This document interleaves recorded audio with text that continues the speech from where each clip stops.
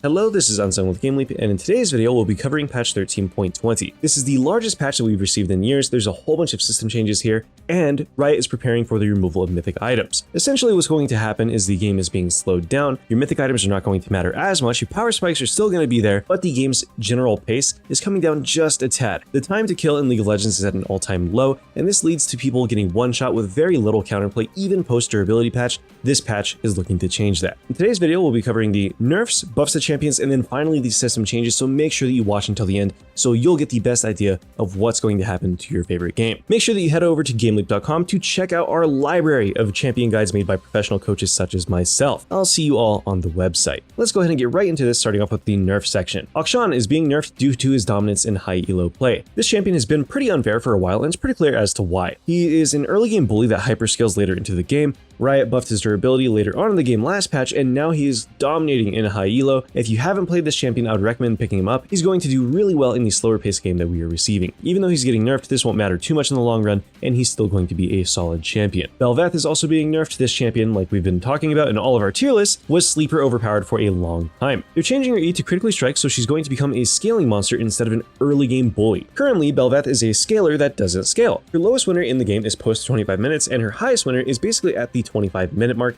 simply due to how hard that she snowballs. A lot of the systemic changes in this patch will reduce the amount of snowballing in the game, but changes to champions like Bel'Veth will allow them to still be incredibly strong when played with the correct build order. So while Bel'Veth is being nerfed here, this isn't a super significant nerf. The biggest thing here is the damage reduction on her E is being reduced. If we're playing her appropriately, our opponents aren't really going to be able to fight back against this anyways, and the critical strike damage here might end up being a very crazy buff if we're able to get to our Kraken Slayer before the game ends. Bel'Veth as a champion is really strong in the right hands, and she'll forever be in that state as long as we understand her unique playstyle. We essentially use our spell and then we use 2 autos. You get the idea. Galio is receiving another buff. We predicted this in our last patch preview. The reason for this is that Galio is simply pretty terrible in 90% of his matchups. He's very similar to Katarina in the fact that he doesn't really have very many winning matchups, and it's basically outside influences that will allow Galio to get a lead. They're kind of doubling down on this by reducing his W's cooldown, but they're also reducing the amount of time that it takes for the shield to come back on his W, which is overall a very positive buff. If you like playing Galio as a counter mage, then I would recommend that we play him a little bit more often this patch,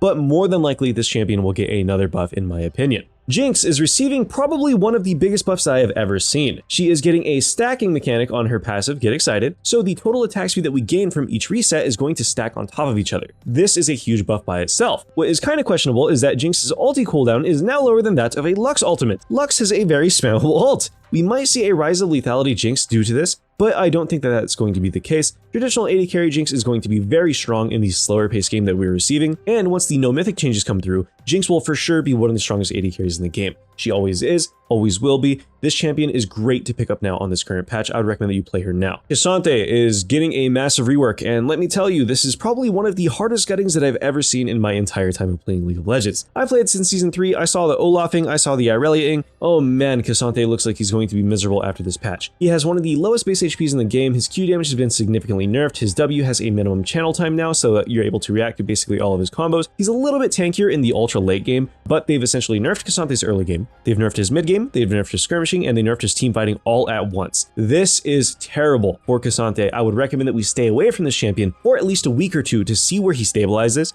His overall win rate might come up in lower elos, but I think that this champion is losing a lot of his identity. His playmaking is essentially completely gone, and on top of that, his solo damage threat is greatly reduced simply due to how many stats are taken away from him. They're nerfing his passive, they nerfed his Q, they nerfed his W, they nerfed his R. This champion is just in the gutter. I would recommend that we don't actually play K'Sante at all. It's very sad to see these changes being shipped in this state, to be completely honest. Kai'Sa has her base armor decreased by a massive 3. This is not massive, actually. Kai'Sa has already got a pentakill on the first day of Worlds. This champion is a complete menace with the lethality build. If you aren't playing Umbroglaive into Duskblade Kai'Sa, you need to be playing it now. The build order is very simple. It's Umbroglaive into Duskblade, and then we follow this with the Nashor's Tooth. This ensures that we get all 3 of our evolutions. You hyperscale on this. Kai'Sa has basically no weaknesses, and at level 9, if you ever catch a squishy isolated, you will deal 75% of their health in just the Q rockets. This champion is completely broken. A 3 armor nerf won't really change that. She still has a way to cheat the lane phase by using her Q. She still has good mobility, and her scaling is going to be unmatched simply because it's Kai'Sa. Abuse this champion while you can. Even though she's getting nerfed, it's not going to turn out to be super significant. Milio is receiving some buffs. These are interesting buffs, to be honest, but I think they're going to lock Milio in the wrong direction personally. The burn damage dealt by allies now procs Milio's item. Milio is essentially going to be an item delivery system, which isn't fun for the Milio player or his enemies in the long run. Nami is a great example of a champion that's been tied up in this spot before. He'll probably have one or two extremely strong synergies and one item that's going to be blatantly overpowered on him, and he's going to get either reverted or nerfed around it. I would say that I wouldn't waste my time playing Milio personally. This champion is really strong, but his unique playstyle and also tying him to this item mechanic make him not worth learning in my opinion. Morgana is receiving some interesting buffs. They're buffing her W for mid lane, jungle, and support. They're nerfing her E for support, and they're also buffing her ulti all around. This champion is kind of in a weird state. She has a large percentage of her power budget tied up in her E, so a nerf to the E is great, and a buff to the W and R are also pretty nice, but she's still going to be a one-trick pony, right? Morgana goes in, she uses her ulti, and she uses Hourglass in the hopes of the best. This champion is an S tier counter pick. She's forever going to be one of the strongest counter picks in the game, but as far as maining this champion or learning her just for solo queue, I wouldn't actually recommend it until she gets looked at again. I do imagine that she will be looked at very shortly, as Riot themselves have kind of stated that they're interested in seeing the direction that these changes go, so I say wait a week and then see where she lands. Gwen is getting some massive nerfs. This champion is really strong right now, but these nerfs are huge. They are gutting her base health, they're destroying her movement speed when she's a roamer, but they're increasing her AD growth. The AD growth is nice, but losing the movement speed is probably one of the most severe nerfs that we've seen to this style of champion in a long time. Gwen is currently not worth picking up in my opinion due to this. Range top is going to be a little bit weaker, especially post 13.20, simply due to the amount of durability that is going to be in the game. It's going to be significantly harder to snowball a meaningful amount because they're nerfing turret plates and the like. I say don't pick up Gwen. Zed is being nerfed simply due to the WMAX second build. If you've been watching the tier list, I've been trying to get you guys on this build for the last 2 patches, and look, here it is getting nerfed. If you do not believe me, look at how many champions on the tier lists are being nerfed simply due to having overpowered builds. If this doesn't prove to you that the tier lists are really good, then I don't know what will. You are losing LP by not listening to the tier list. I'm being straight honest with you guys. These changes and nerfs are visible from a mile away. You guys need to pay attention to the tier list and abuse the champions that we list there for this reason. WMAX Zed is overpowered and Q into EMAX Zed is weak. There is no better source when it comes to getting this information. Make sure that you look at the tier list and listen to what I have to say. Next up, Ziggs is having his Q hitbox increase. This champion is 1000% getting nerfed on the next patch. Ziggs is borderline broken as is in the bot lane, but not in mid lane. This will bring Ziggs back to the mid lane and also make him oppressive as hell in the bot lane. This champion is currently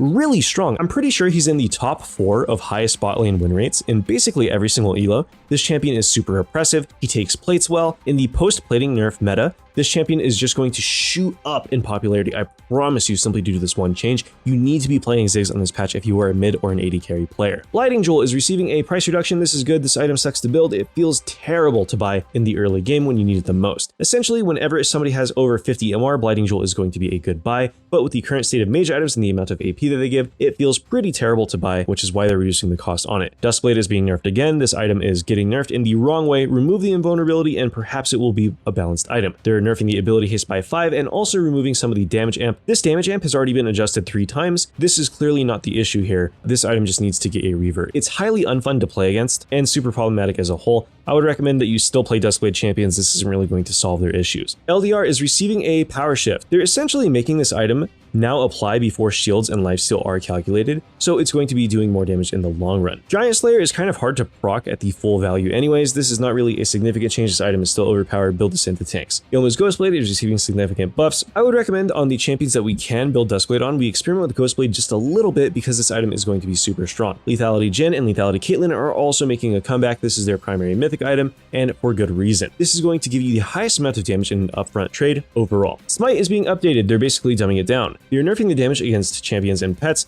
They are making it give a kind of AoE around all epic monsters, so if you misclick your smite on like an enemy champion or something, it'll prioritize smiting the monster instead of the enemy champion. It's also being changed from a spell to a proc effect, so this means that Smite will no longer trigger things like Demonic Embrace, Ludens. They're essentially nerfing this synergy with items. And they're also increasing the AoE damage on Primal Smite. This is to make it easier for you to farm your jungle. Jungle is receiving some more changes here. They're nerfing every single Primal Smite in the game. You no longer get the damage reduction when there are 2 more allies nearby, making things like Baron and Dragons harder to take. Dustwalker is being nerfed, Moss Stomper is being nerfed, and Scorchclaw is also being nerfed. This is just a straight nerf to all of Jungle's power. Jungle is a very strong role. It's pretty overpowered in the highest level of play, but in low elo, this role is pretty difficult to play in my opinion, simply due to everybody running around and dying all the time. If you play carry junglers, this won't really affect you that much. Your 1v9 potential will be brought down a tad, but this is essentially going to make tanks a little bit more playable in the jungle while not having them be snuffed completely out by all the carries that are present now. These are more jungle nerfs. They're basically making every single jungle camp take a little bit longer to kill,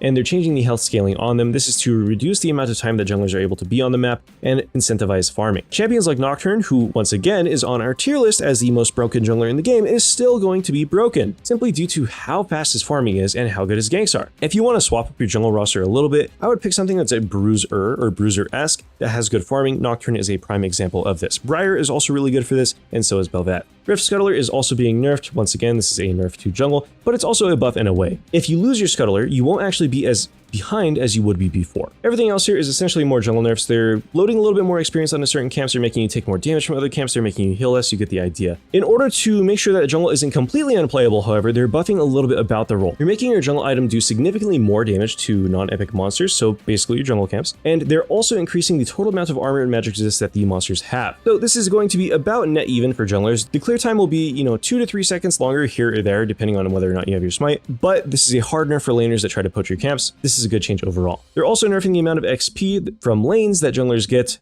another jungle nerf. Alright, now this is probably one of the most important parts of the patch. They are buffing every single starter item. Now you are forced to buy these. So essentially what's happening with these changes is that they're trying to prevent people from skipping mythics and also making them a little bit more durable against jungle as a whole, as another way to nerf jungle. Now we're going to be forced to start Doran's Blade, Doran's Ring, Doran's Shield, Dark Seal, and the like, and all of these support items, of course. If you are a champion that is weak to harass, for example, Kai'Sa, instead of opting into going for Longsword start, you can instead start Doran's Blade and then go Biscuit Delivery in your masteries to have a more even early game. They're slowing the game down significantly, lowering the damage on all the runes, and then changing platings, so these changes incentivize you winning your lane a little bit more. Because they're reducing the total amount of gold in the game, any gold lead that you get is far more significant, and your reliance on items will actually shoot up because of this. The amount of gold being reduced in the game is a positive thing that encourages more thoughtful snowballing instead of just walking somebody down. So essentially here we always want to buy a starter item between D-Blade, D-Ring, Doran's Shield, and the like. Water Walking is receiving a nerf as a standalone rune. This is really strong and basically mandatory in every single jungler for good reason. Now, let's go ahead and look at Drakes. Every single Drake in the game is being nerfed and their soul is being buffed in order to make up for it. The minor Drake bonuses being nerfed are great for the game. There's a lot of hidden stats here that people aren't realizing that are affecting their gameplay. We get a little bit of AD from Infernal Drake. That makes our last hitting better. That makes us kill somebody in ability sooner. You get the idea. Nerfing this flat damage is a super good change for the game because it slows down the time to kill. The Dragon Soul changes are meant to equalize the nerfs that we're receiving on the minor Drakes, but as we know currently, the team that has the Dragon Soul is the one that's usually already snowballing,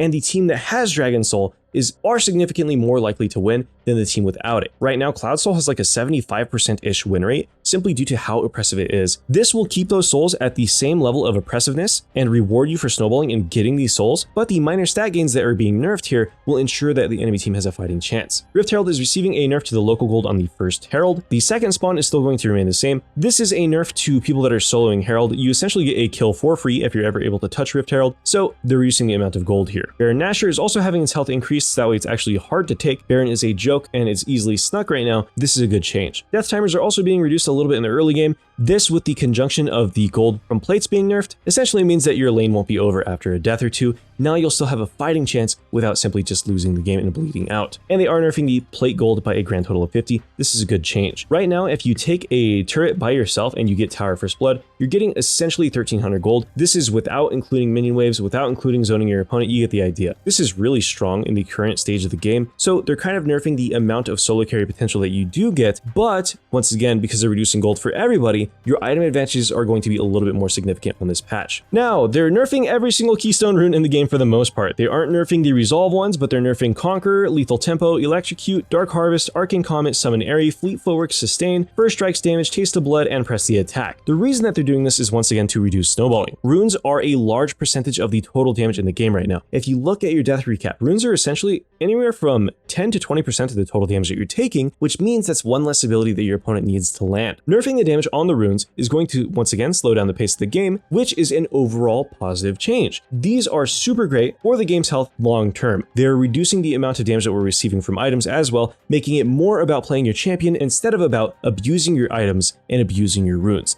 This is fantastic. For anybody that's played League since before Season 10, we're essentially returning to that same state of the game, which is, as you know, a little bit slower, but more skill expressive. These are great changes. Next up, they are changing the ranked restrictions. If you like playing ARAMs or for fun game modes, you won't have so many toxic people in your game. This is great. And they're also changing some of the pings. They're removing the bait ping. You can now ping your allies after getting a champion takedown. Essentially, they don't like where the ping changes landed and they're afraid to go back on them. Who would have guessed? Well, that about concludes all these significant changes for League of Legends as of patch 13.20. This is starting to look like an actual preseason. Overall, a super solid change list. I am so excited for this patch and I hope that you are too. Anyways, this was Unsung with Gamely. Thank you all for watching and I hope you all have a wonderful day. I'll see you all in the next video.